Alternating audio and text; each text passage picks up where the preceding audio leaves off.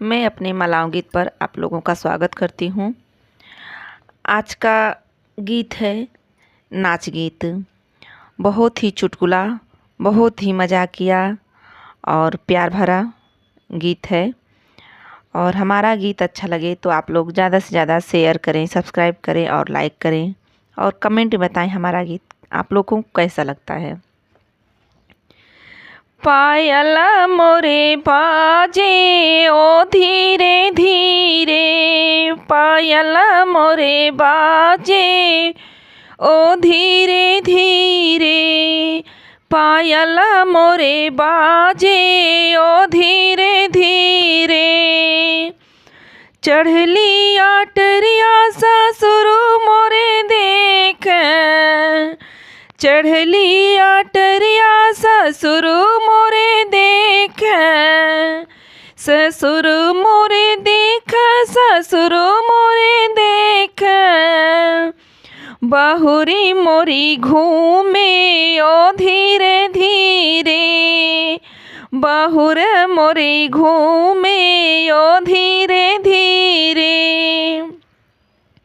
पायल मोरे बाजे ओ धीरे धीरे, पायल मोरे बाजे ओ धीरे धीरे। चढ़ली आटरिया त जेठ मोरे ताक, चढ़ली आटरिया त जेठ मोरे ताके, जेठ मोरे देख हो जेठ मोरे ताक। भायहु मोरे नाचे ओ धीरे धीरे, भायहु मोरे नाचे ओ धीरे धीरे। पायल मोरे बाजे ओ धीरे धीरे, पायल मोरे बाजे ओ धीरे धीरे। चढ़ली आटरिया त देवर मोरे ताके, चढ़ली आटरिया देवर मोरे देख, देवर मोरे देख, देवर निहार,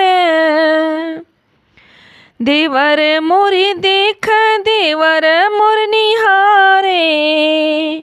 भाभी मोरे मटके ओ धीरे धीरे, भाभी मोरी मटके ओ धीरे धीरे। पायल मोरे बाजे ओ धीरे धीरे, पायल मोरे बाजे ओ धीरे धीरे।